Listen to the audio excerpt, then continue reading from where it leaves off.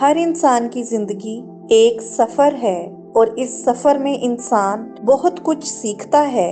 کبھی کچھ خوبصورت اور نہ بھلا دینے والے واقعات زندگی میں آتے ہیں تو کبھی کچھ باتیں، کچھ چیزیں دل کو ریزہ ریزہ کر دیتی ہیں۔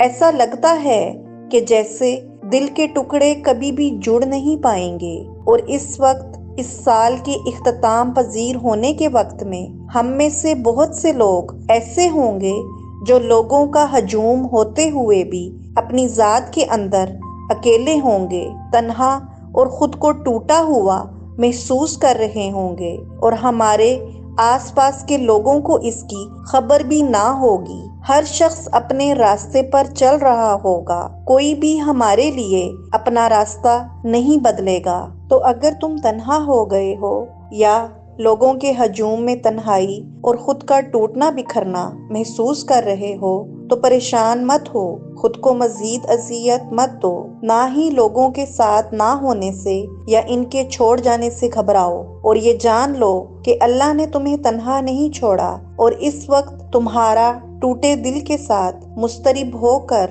اللہ کو پکارنا تمہاری آنے والی زندگی میں سکون کی راہیں کھولے گا، کیونکہ ٹوٹا ہوا دل اللہ کو بہت پسند ہے۔ اور انسان جب اپنی خواہشات کی قربانی دے کر اس ٹوٹے دل کے ساتھ ان سب خواہشوں پر صبر کر لے، یا لوگوں اور رشتوں کی طرف سے ملنے والی آزمائشوں پر کنارہ کش ہو کے خود کو سمجھا لے، ایسے دلوں پر اللہ اپنی محبت ظاہر کرتا ہے۔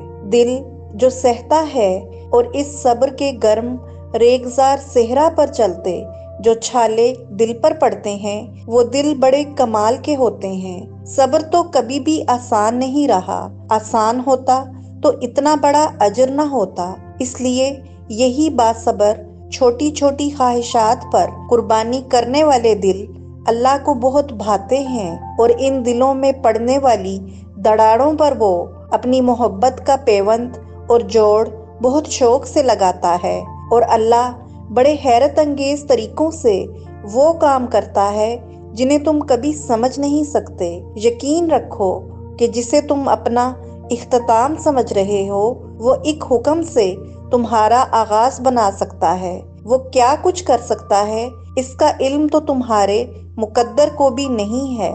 اس کے آگے اپنے سارے درد بیان کرو، اس کو ساتھ اور سہارا سمجھو، اور مانگتے رہو اس سے، پھر دیکھنا وہ ان دروازوں کو بھی کھول دے گا جس پہ تم دستک نہیں دیتے، اور پھر وہ کیسے ان دروازوں کو نہیں کھولے گا جس پر تمہاری دستک کے نشان موجود ہیں۔ وہ کیسے تمہارے امتحان کے بعد تمہیں خالی ہاتھ چھوڑے گا۔ تمہاری زندگی میں آنے والی ہر تکلیف، ہر امتحان بہتری کے معجزے لاتا ہے۔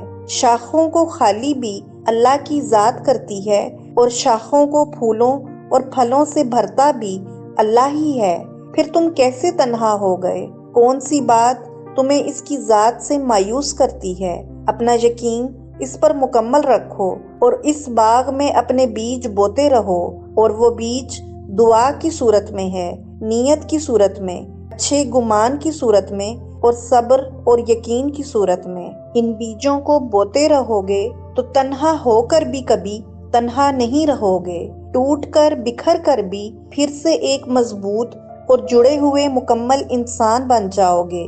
دعا کرو گے تو اللہ اس کو ہرا بھرا کرے گا، سچی نیت ہوگی تو اللہ اس کو پھل دے گا، جیسا گمان ہوگا ویسا ہی وہ تم سے پیش آئے گا، اور صبر اور امید کی صورت شاخوں کی ڈالیاں میٹھے پھلوں سے بھر دی جائیں گی۔ پس بدگمانی اور مایوسی کو اپنے اور اللہ کے بیچ کبھی رکاوٹ نہ بننے دیں۔ آپ اگر اچھا گمان رکھیں گے تو آپ کو اچھا ہی ملے گا، اور اگر برے کا گمان رکھیں گے تو برا ہی ملے گا، اور انسان کو وہی کچھ ملتا ہے جس کی وہ کوشش کرتا ہے، جس کی اسے کھوج ہوتی ہے۔